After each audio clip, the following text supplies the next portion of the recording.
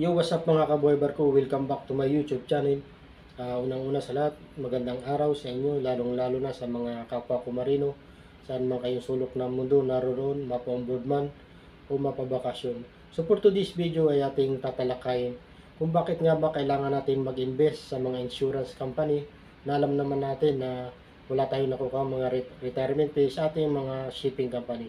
So kung bago ka pa lang sa aking YouTube channel, huwag mo kalimutang mag-subscribe, like at comment para lagi ka ring updated sa mga videos ko pang i-upload. So umpisa na natin ang video na to.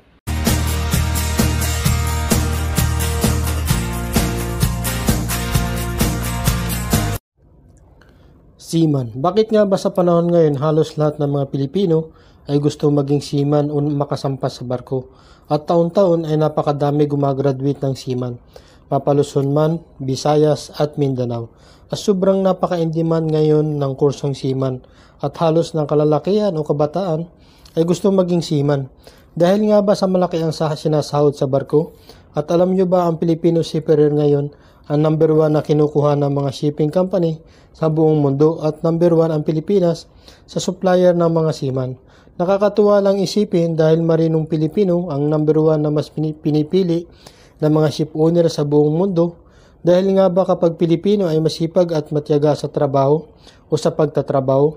Kung ating tatalakayin, bakit nga ba wala nakukuha ang mga marinong Pilipino na retirement sa mga shipping company na kahit na sobrang tagal na nila sa isang shipping company, na kapag dumating na yung araw na gusto na nila magretiro sa pagiging marino ay wala silang makukuha sa mga company nila dahil nga ba sa kontraktual lang ang mga seaman na ibig sabihin ay hindi permanente sa isang or sa isang agency kasi kadalasan ngayon maximum contract ng isang seaman ay hanggang 12 months na hindi ka na pwede lumampas. So itong retirement pay ng mga seaman, bakit nga ba napakahirap ipa-approve sa batas sa Pilipinas na ilang dekada na ang lumipas? Ito ang hinaing ng mga marinong Pilipino. So ang tanging pwede lang makuha ng isang marino kapag dumating na yung araw na pag-edad na nila ng 60 years old, tanging SSS contribution lang yung makukuha nilang pang-retiro. Hindi katulad sa mga land-based company kapag dumating yung araw na retiro na sila sa mga company na pinagtatrabahuan nila, ay meron silang makukuha. Although may tinatawag na AMSOP na ang ibig sabihin ay may contribution ka as a seafarer na pwede gawing pang-retiro, pero hindi lahat ng marinong Pilipino ay may AMSOP member. Dahil unang-una, ang tanging magkakaroon lang ng AMSOP na makukuha ay yung may mga marinong lamang na nakasampa ng GSU ng mga barko na kadalasan ay yung mga Japanese principal lamang. So proceed na tayo mga kabuhay barko sa main topic natin na bakit nga ba kailangan mag-invest ng mga marino sa mga insurance company.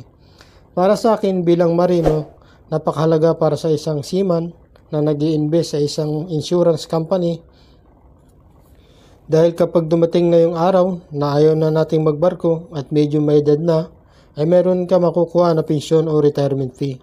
Maliban sa SSS contribution, so napakalaking bagay kapag mayroon ka investment sa isang insurance company. Yung mga insurance company, mga kabuhay barko, ay hindi na ako magbabanggit ng mga company, ng mga pangalan nila, kasi alam ko naman na familiar kayo sa mga insurance company nila. So itong pag-invest sa kanila ay hindi lamang para sa retirement fee ng isang seaman o marino. Siyempre mga kabuhay barko, may kasama na yung health protection na napakalaking tulong sa ating mga marino kapag dumating na yung araw na tumanda na tayo at lalabas na yung mga sakit natin sa katawan. Napakasarap sa pakiramdam pagtanda natin ay hindi na tayo mag-iisip kung saan kukuha ng pambili ng mga gamot, pambayad sa mga bill sa ospital at iba pang kagastusan sa ospital habang ikaw ay may sakit. Napakasarap tumanda at mawala sa mundo na may ipon at may inai-invest sa isang insurance company.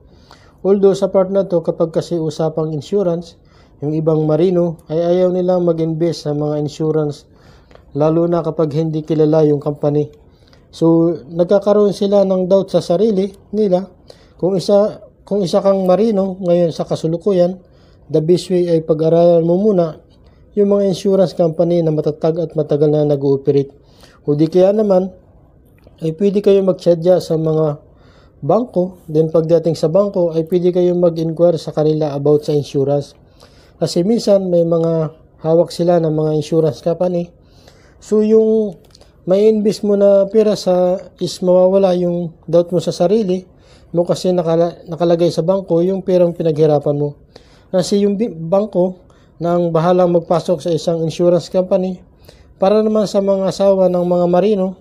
Kung ang marino nyo ay wala pa nai-invest sa mga insurance company, ay kayo na yung gumawa ng first move para magkaroon din sila ng retirement pay o health insurance. Aminin man natin sa mga sarili natin na balang araw, darating yung panahon, tatanda din ang inyong mga marino at magkakaroon ng sakit. So, paano na lang kung wala kayo ipon at hindi kayo nakapag-invest sa insurance? Although sabihin na natin na may naipon kayo, mag-asawa, pero para sa akin, ang ipon ay mauubos din yan, lalo na kapag may mga biglaan na kagastusan.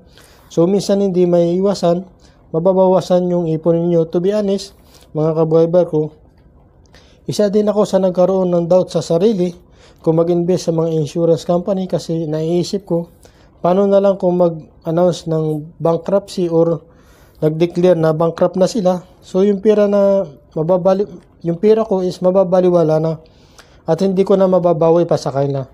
So ang ginawa ko, nagsadya ako sa kanilang ospital kasi sa kinuha ko na insurance ay may free check-up ako every month. So libre yun, wala na ako babayaran kahit singkonduling. Ipapakita ko lang yung membership certificate ko at kagandahan pa mga kabuhay-bar ko ay cover din ang aking pamilya kahit ako lang yung membership nila. Kaya para sa akin, mas mainam na may insurance ang isang marino dahil ikaw yung breadwinner sa pamilya mo. Pero kadalasan naman sa ngayon sa mga marino ay may kanya-kanya ng mga insurance. Nakakatuwa lang talaga isipin na marunong na sa tamang paraan ng paggamit ng pera ang mga marinong Pilipino seafarer. Hindi katulad ng mga naunang seaman ay nagretiro na lang nang wala investment sa mga insurance company.